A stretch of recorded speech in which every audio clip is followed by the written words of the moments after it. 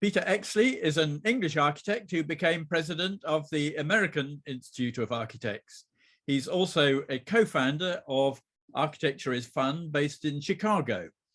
So Peter, I mean, there can't have been many Brits who have been president of the AIA. Are you the only one?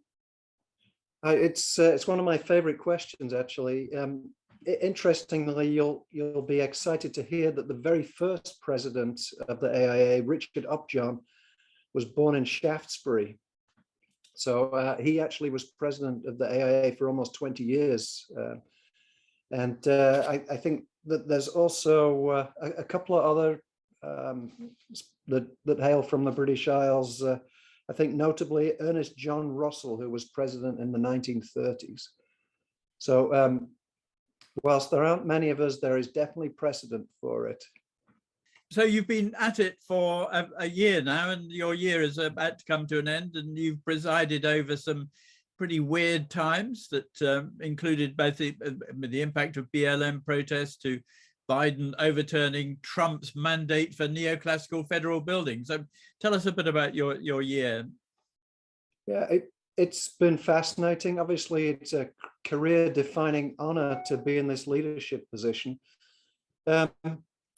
One of the things that has pleased me greatly is that AIA has been a go-to confidant from major organizations around the world on the issues that you refer to. The New York Times reported on the overturning of Trump's mandate on classical architecture. Let's characterize it as that.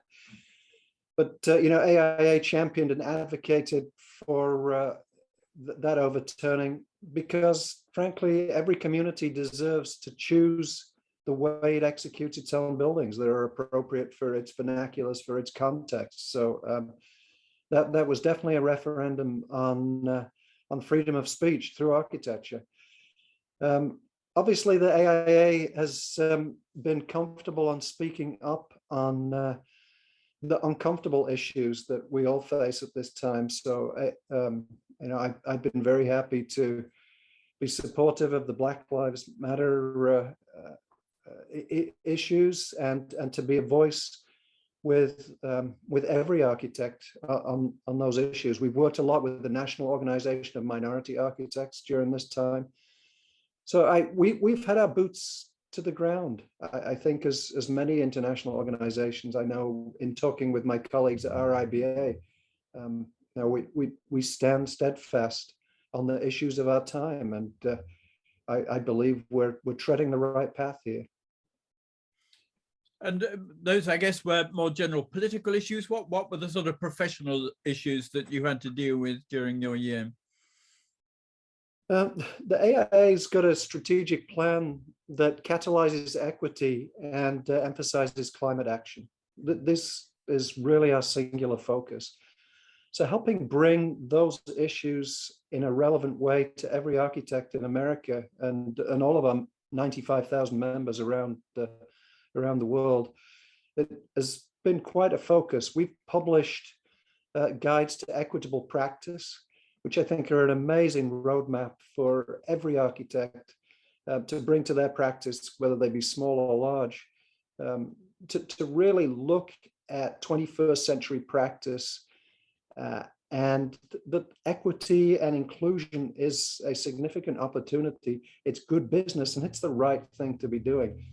I encourage anybody who's tuning into this to look at those guides. They're free and accessible to anybody at aia.org. And also, being at the table in talking on issues of climate equity. I was a representative leading a delegate at COP26 in Glasgow in November.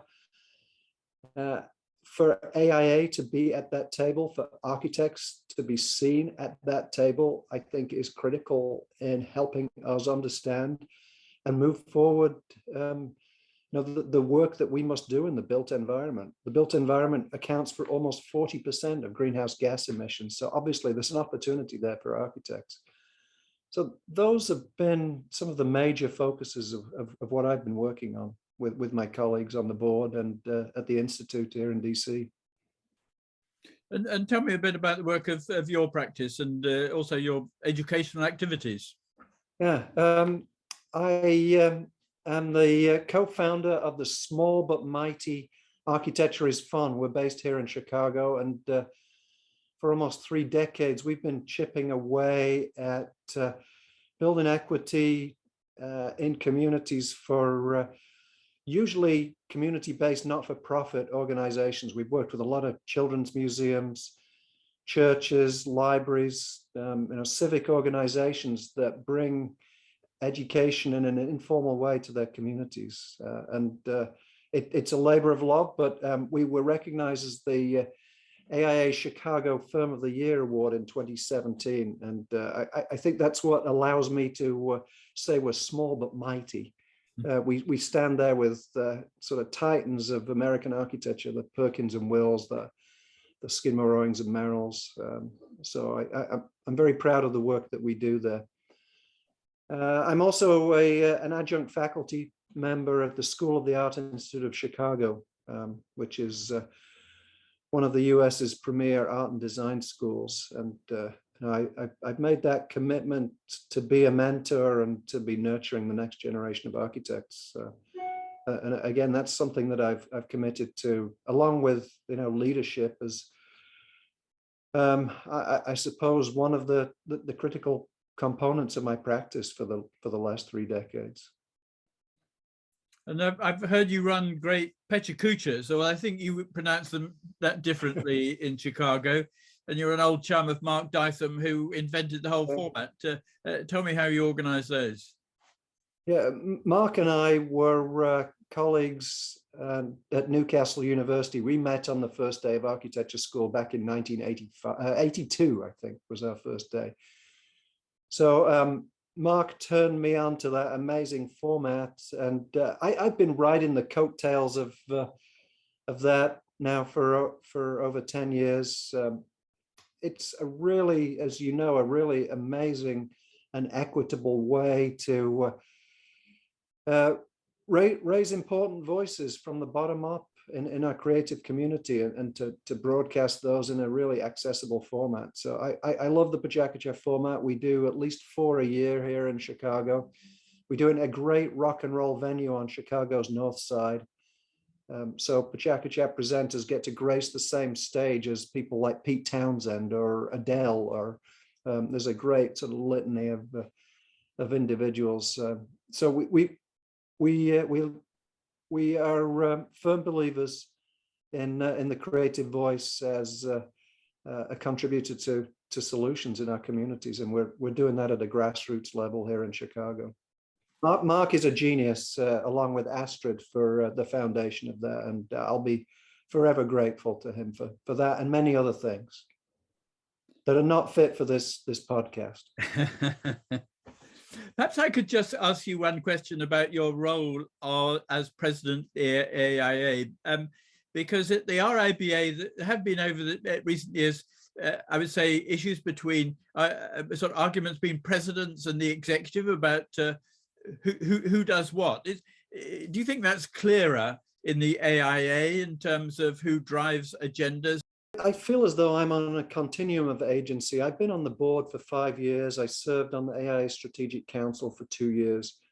I didn't come to this year with an agenda. The agenda and our strategic imperatives were absolutely clear to us. And I think the AIA has been very focused on creating a harmony and a positive engine for change as an institute.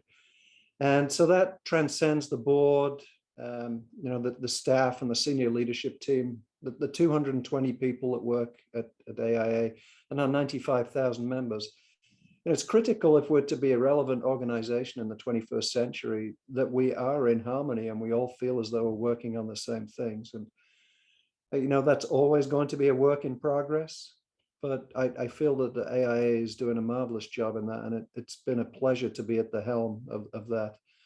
Frankly, our strategic imperatives that I mentioned earlier, to catalyze equity and to emphasize climate action, I couldn't wish for a finer purpose as an architect, and I'm very comfortable embracing that, and it seems very relevant to my practice. And I believe that most architects should be able to interpret that in a way that helps their practice and helps them help their communities. Well, thank you very much, Peter, and congratulations on your year as president, and although very difficult times, and thank you very much for your insights. Pleasure to be with you, and thanks for your amazing work over the years, Peter, and for making architecture even more visible.